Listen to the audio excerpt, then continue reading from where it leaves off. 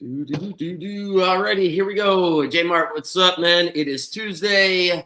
We are here after two amazing football games. I mean, my goodness, two Monday night games yesterday. The outcome's not surprising. Actually, the way the games played out's not surprising. Just tried to overthink it.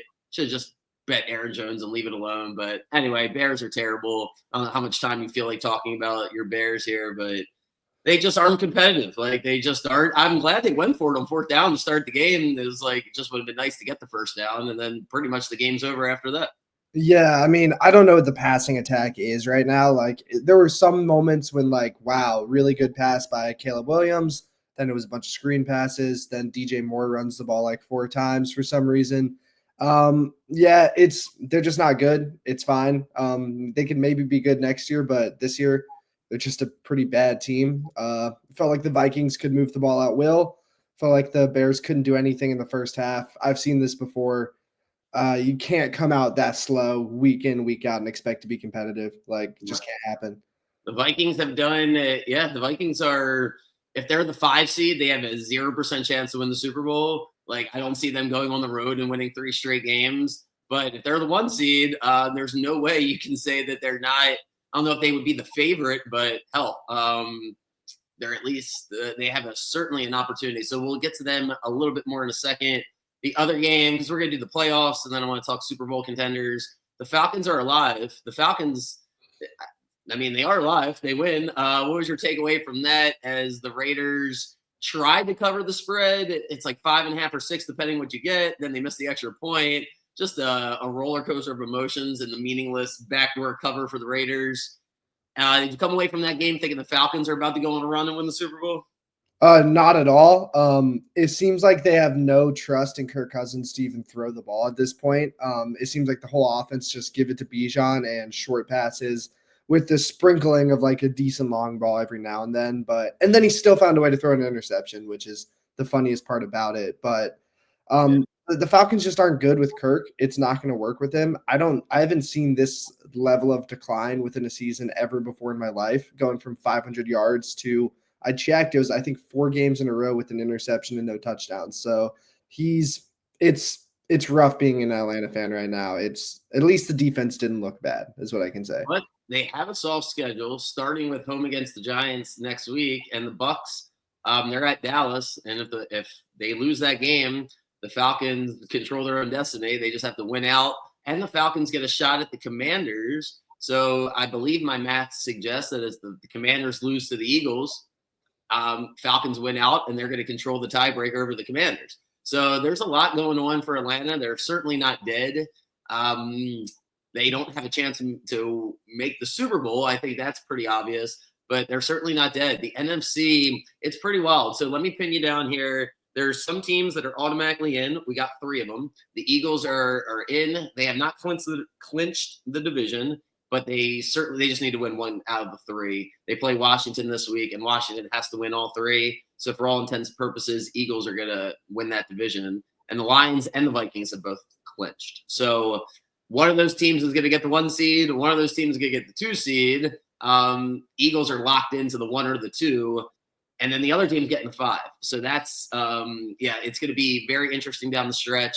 The other 3 spots, one of them has to go to the South. We just touched on it. Most likely it'll be the Bucks if they can just beat the Cowboys on Sunday night, because then they're home against Carolina and New Orleans. But it are division games. Falcons are kind of lurking around, but we're going to get 1 out of the South there.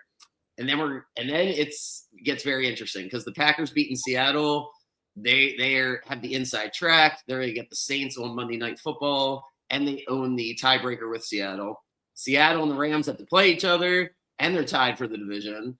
So there's a lot going on. We could get both of those teams could sneak in, Seattle and the Rams. The Cardinals are still only 1 game out, so they have a shot to win. I think I've covered all the possibilities, and the Cowboys, frankly, still have a shot to get in because they play Washington, and if they win out and Washington loses out, they would own the tiebreaker. So I don't know if we're taking notes here, but give me the other 4 teams besides the Lions, Vikings, and Eagles that you think are going to make the NFC. And your rationale for it. I'm going to start with the South. Rationally, it's probably the Bucks. Bucks are playing better football. Baker looks pretty solid. The offense looks great, and the defense looks pretty good right now. and I just trust Todd Bowles to get the Bucks in good enough shape to win it. It won't take much. I think the Falcons will drop at least one more game, and then yeah, like you said, winning out's not too hard for them. I do like the Packers. I think the Packers are pretty safe to be a wild card team at this point. They just win games. Sometimes it's ugly, but again, with Jacobs running the ball how he has He was been, great. Let me stop yeah. you. I mean, wasn't he just amazing? I could not believe they dominated Seattle like that by himself, pretty much. No, it was the first drive of the game was literally just Josh Jacobs, and it was just kind of ridiculous to see that he's got it like that still. And then going to the West, it's wide open. It's basically whoever you feel the best about that week. It changes week in, week out. What I will say is it's probably Rams, Seahawks more than like I think the Cardinals are a little more out of it. From what I've seen, they've found a way to lose some games they just had no excuse to lose. They've also won some they probably shouldn't have won, but they're just too inconsistent for me to trust. What do you think about the Rams this week? They're at New York, playing the Jets, and Seattle's home against the Vikings. How do you see that playing out? I think it's definitely a favorable week for the Rams. I think the Rams are in a better position just because the Jets have been just one of the harder teams to watch in football this year with the way they just blow games. And the Seahawks also yeah, I think they can beat the Vikings. I think Darnold's beatable, especially with the secondary that they have and stuff. I think there's some potential there, but the Vikings just win games. Like it's just like I've seen Darnold put up 150 yards and look terrible. They've still found a way to win by like 3 to 10 points. So And it's then, if they end up tied at the end of the year, it's Rams Seahawks. Rams beat them the first time. The game's in Los Angeles. You favor the Rams there the second time? Yeah, I think the home field matters a lot, especially in a must win. I think the crowd actually becomes a much bigger factor than it normally is in the NFL. So then, do you have the Commanders winning at least one game and being the last wild card, the 7th seed? I think it would be hard for them to not get a playoff spot here, but again, like they haven't looked that good week in, week out. The one thing that's been still looking really good is the Daniels Terry McLaurin connection is still kind of the best part of the offense, but I don't think it'll happen next week or against the Eagles. I think they lose that game, but after that, I think it gets easy enough for them to win one. Yeah, they get the Cowboys. I believe they get the Cowboys. I don't know if it's the Giants. I got to double check, but it's at least the Cowboys. One of those games. And it's funny, I was looking back at my preseason predictions. I was pretty spot on in the NFC, except the Eagles. AFC, I don't know if I really need to repost that. I have a couple did he put the Browns, Titans, and Dolphins in there? It's like, it's a typo. But the NFC, I'm pretty locked in. If the Falcons, it looks like I'm going to get 5 out of the 7. The Falcons, though, there's a world where because the Falcons get to play the Giants this week, they win that game. If the Commanders lose to the Eagles, that next week is Commanders-Falcons. There's still a world where the Falcons and the Bucks could both get in there. I don't see the Bucks losing. The Bucks, to me, I was joking around the other day. I was like, if I just didn't bet anything else this year, I would have made myself a lot of money because I know when the Bucks are going to win, apparently. I don't know exactly how, but I've had a good feel for them. It's the AFC. Let's get to that, where I'm just banging my head still about what the Colts did. I mean, seriously, first of all, they ruined a lot of the fun here for the last 3 weeks of the year because now, I mean, we better hope the Broncos beat the Chargers to at least have to make some of these games interesting on Sunday. Because if the Chargers beat the Broncos, it's almost dead in the water in the AFC. So let's go through the AFC now. We got the Chiefs win the West. We have the Bills win the East. The Texans win the South. The Ravens and the Steelers are both going to make it. Obviously, if Pittsburgh beats the Ravens this week, they're going to win the division. Ravens win, then it's up in the air. Neither one of those teams can get the 1 seed, and it doesn't even look like they're going to have a chance at the 2 seed the way Buffalo's got such an easy schedule. So the drama really comes down to those wild card spots. But then it's like, wait, the more you look at it, there's no drama. The Broncos and the Chargers are just going to make it. So is there any world where the Bengals win out, or the Colts win out, or the Dolphins win out, and the Chargers, I guess, lose out? Because they would have to play – they play the Broncos this week, and then they're at New England and at the Raiders. So are we wasting time by talking about anybody else potentially making the playoffs? Is it already over? 3 weeks left? Well, if there's a week to say it, it's definitely the one where the Chargers get blown out by the Bucks, and the Bengals still look pretty good on offense. That being said, again, the Bengals have looked pretty good on offense all year. They still find ways to lose games. I don't think that changes down the stretch. And again, I think the Chargers can right the boat a little bit. I assume the schedule isn't that bad. I think they'll find a way to win enough games to actually get in. And then same with the Broncos. Like, they're going to make it. They've just played good enough football up to this point to win. Again, you have a rookie quarterback. You have some weeks where it looks kind of funky, but I like those two teams just to The just.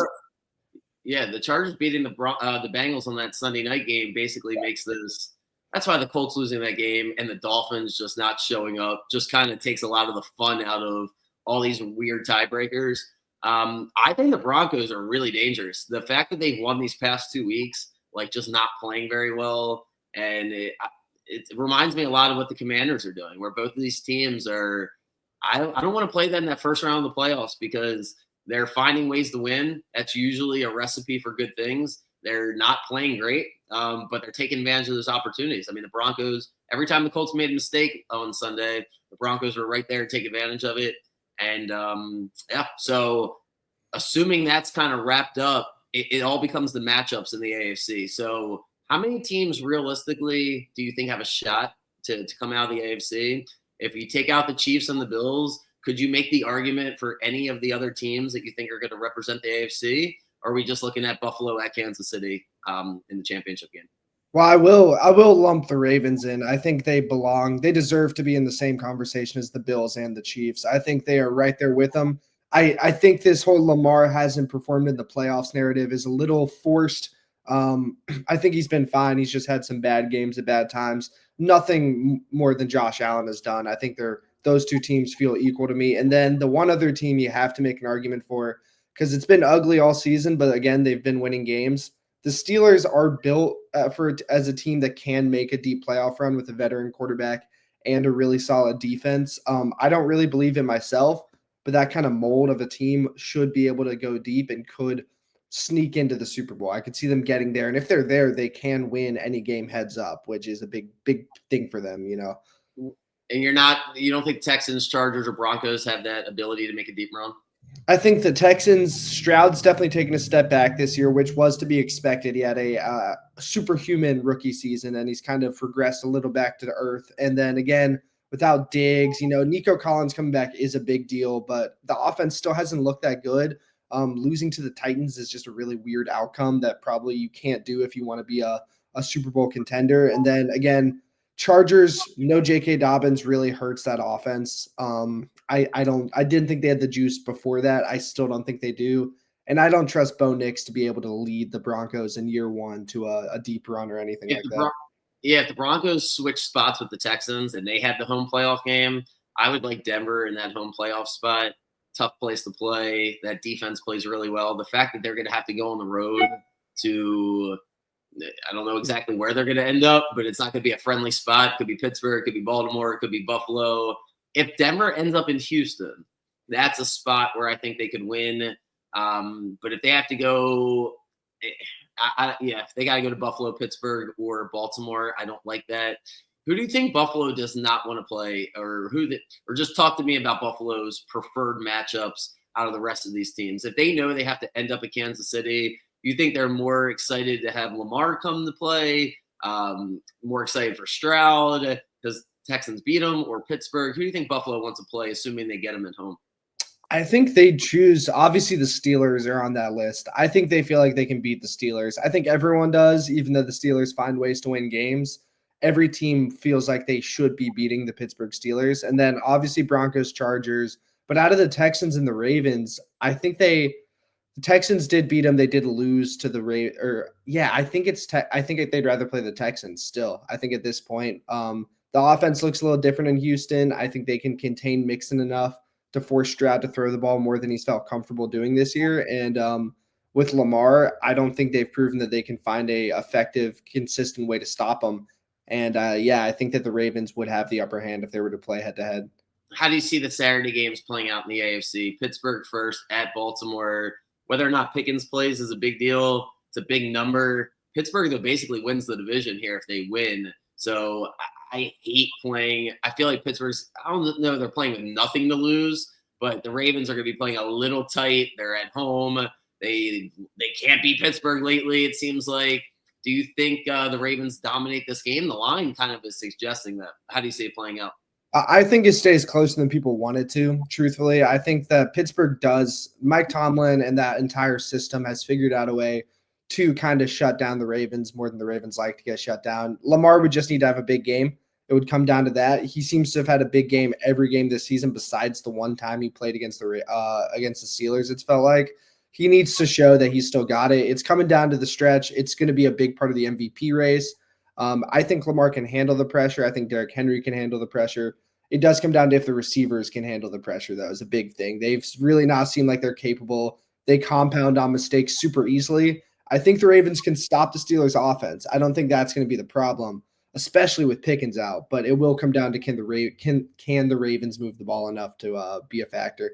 I think what's going to come down to with the Ravens and the Texans is the penalties, because they're not going to beat Kansas City and Buffalo on the road, committing all these penalties. And the Ravens Texans are kind of mirror images of each other with these penalties. Texans offensive line's really bad. Ravens offensive line wasn't great against Pittsburgh. That's going to be a great game. Looks like Carson Wentz is going to get the ball. If you're betting on Carson Wentz, you might want to double check that before you do it, because I am not a fan. He held the ball and they won the game against Cleveland, but he did get to come in when they were already had 21 points. I love the Texans in this spot. I know the Chiefs are going to try to rally and get it together, but I think Mahomes is, covering up a lot of like that system. Those quick little passes is only available because Mahomes can get you over the top. He can move around. Carson can't. I don't think it's a really good backup situation for the Chiefs. I've usually felt better about their backup spot with Chad Henne in there. But talk to me if you disagree, because the Texans, I think, are only 2-point favorites. That game's on Saturday as well. Well, yeah, I've always liked Carson Wentz a little more than the average person. I liked him coming out of college for some reason when I was in like 7th grade, and just kind of held on to that and was like, I called her. I was right. Like, he's actually kind of good. Then he ended up being pretty horrible. But I think he has the arm talent to kind of stretch the Texans out. It'll just come down to if he's able to make those throws early, very similar to like Sam Howell for the Seahawks on Sunday night, where like you kind of need to assert dominance throwing the ball deep immediately, or they're just going to send guys at you all game because they know you hold the ball too long and they know you're looking for the deep play. So you got to show them you have it earlier. They're just going to kill you for the rest of the game. But yeah, I do think the Texans match up well. I think the Texans probably should win the game. That being said, the Chiefs have probably deserved to lose 4 or 5 more games than they actually have this year. They got some juice. I think the run offense will be really, really potent in this game, and yeah, we'll just see what happens. So this is coming off the top of my head. I feel like we talk about the 3 running backs that switch teams, but are the 5 best running backs, and tell me if I'm missing somebody, are the 5 best running backs in the league all on brand new teams? Because you got Henry, you got Barkley, you got Jacobs. Those are 3 we talk about. But Joe Mixon's been an absolute monster for the Texans. And then Aaron Jones last night for the Vikings has been really good. I like Kyron Williams on the Rams. But off the top of my head, those seem like the top 5 running backs this year, and they're all on brand new teams. Yeah, I think it would come down to if people are like it's Aaron Jones versus Kyron Williams. It depends what you'd rather have. Aaron Jones had less usage, so the numbers are a little smaller, but I think he's probably been a little more effective. Yeah, who's the next guy? I'm trying to think off the top, like who. You could make an argument for Achane, but I think that's like fantasy brain. Like you're just looking at really high. Najee Harris's yards are not. I've watched him play. I won't make no, it's a usage thing for him too. I think Chase Brown for the Bengals has been really, really good. He's been really good.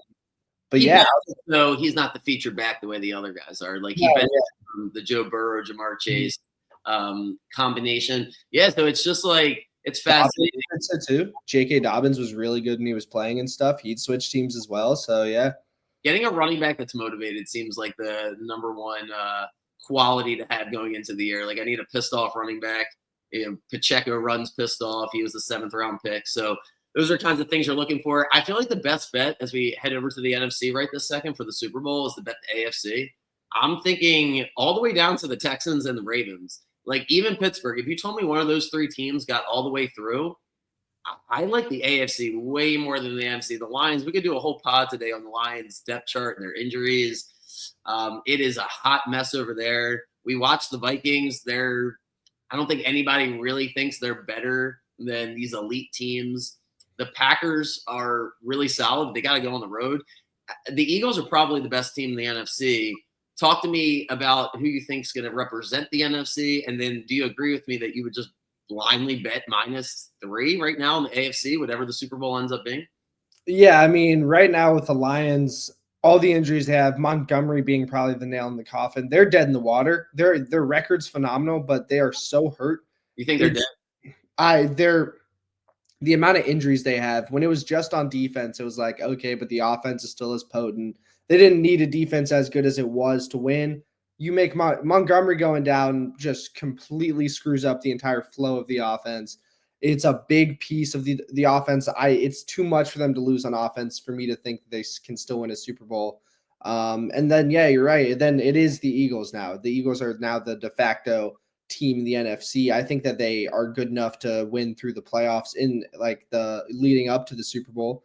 But What do we you think? watched I'm sorry, finish up. Sorry. I was just saying we watched them blow a Super Bowl. Like we've watched the Eagles lose one before, and I have no reason to expect that they would do anything different against any of the teams that come out of the AFC, to be honest. What do you think the line would be? That's what I was going to ask you. If it's a neutral field right now for the Super Bowl, Bills Eagles, where do you think the line would be?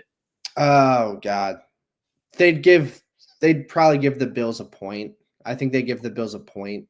I think The that's Bills might really see I, that's if that's the case. I would 100% take Buffalo. I like betting the AFC right now. It feels like that's where the Super Bowl is going to be. One, it's going to be in the AFC.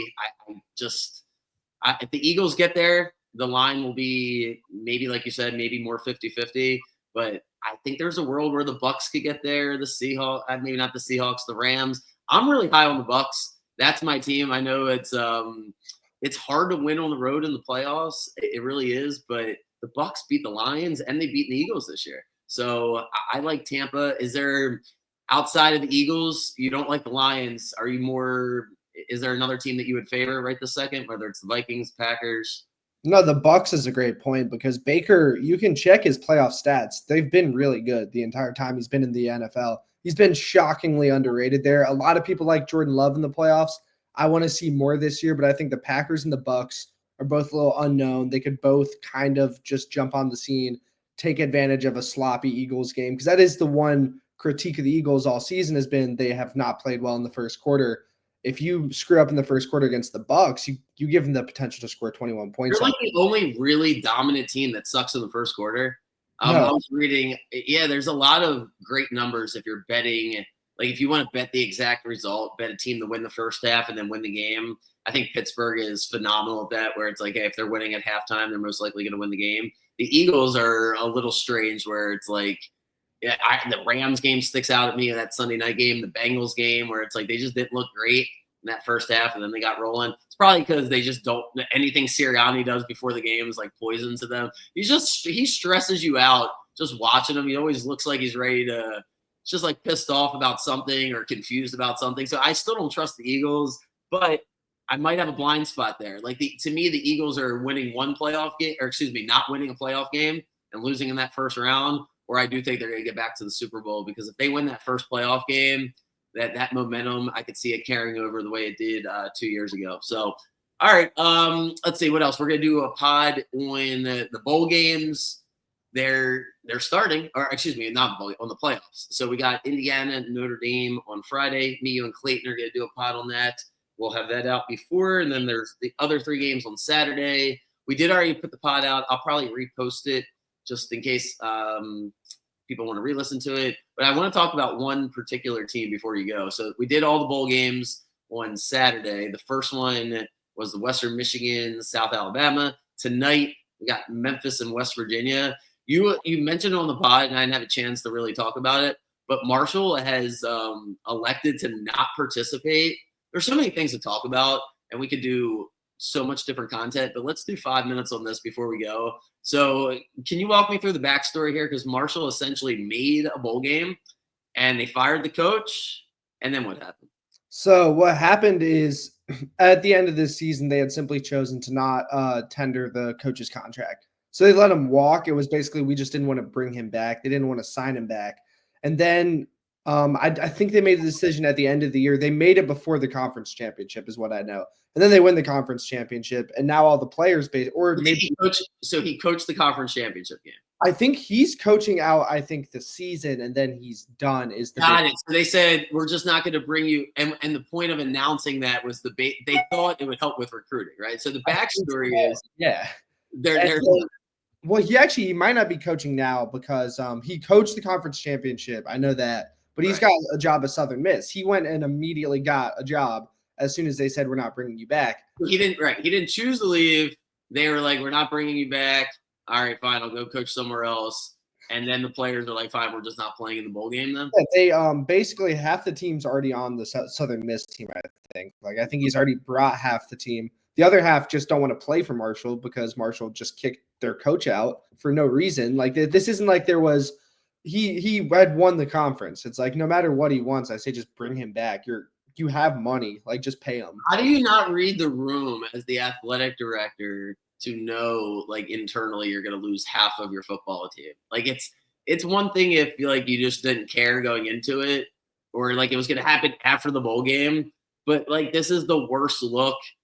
Kids always want to go where it's cool. You've literally made this place the least cool place to be. Like no one wants to be on the football team. So No, Marshall has a history of doing weird stuff with their football team. There was a season, I think, 10 years ago where they scheduled about the easiest possible schedule possible just so they could have an undefeated season.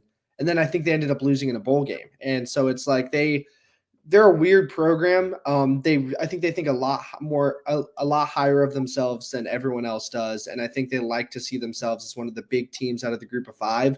But they have a history of kind of just doing superficial stuff just to kind of do it. So the players play pissed off. They come out. Weren't they big underdogs in the conference championship? They were at least. They shouldn't have won the game. That's the funniest part. Is they just didn't. They shouldn't have won it. But So now Louisiana, the losers, are invited to the playoff. Are invited to that particular game. is that what it was? Because one of the rumors I saw, which was so out there and is so Georgia based, there's allegedly Kirby Smart wants to play Army in that game as a ramp up game prior to whoever they play in the quarterfinals.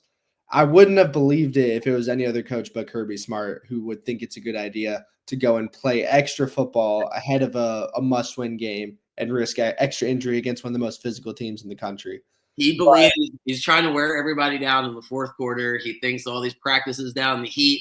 The Georgia Heat will catch up by the time we get to the 27th game of the college football season and everybody's exhausted. Yeah, Marshall wins 31-3 in their conference championship. I'm betting Southern Miss next year. This coach must be he must be the guy. So they rallied. Yeah, they went 10-3 this year. Whatever. Who knows exactly what's going on. And then the last little thing that it jumps out at me is the Penn State backup quarterback has to enter. Do you see this? He has to enter the transfer portal. So I don't know what they're doing with this sport, but it is unbelievable. So the backup quarterback for Penn State actually is featured in their offense. He gets a lot of rushing opportunities. I'm not a Penn State expert here, but his numbers suggest he gets the ball a handful amount in the red zone, blah, blah, blah. He was going to be the heir apparent quarterback to Drew Aller, but Drew announced a week or so ago that he's coming back for his senior year. It's like, I'm coming back. So, naturally the backup quarterback's like, all right, well, I got to start. Like, I thought I was going to get the start here. I got to go somewhere. But the transfer portal's already started. So because he's a quarterback, if he doesn't pick a school now, he's not going to get a starting job. So now he doesn't get to play in this playoff game. And Franklin, the coach for Penn State, came out and was like, I don't blame him. We should just probably change the rules. And it's like, can we have any rules? Like, are there literally any rules of what's going on? I've been listening to Belichick and Lombardi talk about North Carolina, and it's like you ask them about the money. There's like no rule. This is just fascinating to me. But thoughts on that particular situation? Like, shouldn't we not have the transfer portal until the playoffs are finished? Yeah, it should be at the end of the season. It shouldn't be something done mid-season. I don't get that. Yeah, it should be when the season is fully done. It'd be like free agency starting for baseball on November 1st when there's still World Series games to be played. It doesn't make sense. It's kind of ridiculous. I don't mind because it makes Penn State a little weaker, and I think that's who Georgia's going to have to play in the semis if they win their game. But yeah, If Georgia's winning that game, that's a nightmare matchup for Penn State. yeah. That's the other I'm curious to see what the ratings are, what the crowds are for some of these games. it'll be fascinating. But all right, I'll let you run, and then you got to go. And yeah, we will do the pod on the college football bowl games and the playoffs in particular. Probably have that out either tomorrow or Thursday. Good luck on whatever you guys are doing for betting these bowl games. If you have any bets for the bowl games, throw them out there. Either the day of, a couple days, as soon as you like something. It's a nonstop moving parts here with transfer portals and coaches and all that jazz. So if you're betting on it, just at least double check and don't let anybody tell you that one of these games are fixed or the line movement and someone knows what's going on. Trust me, that's not what's happening. So, all right, good luck, and I'll see you guys tomorrow. See you, man. All right, see you. Do.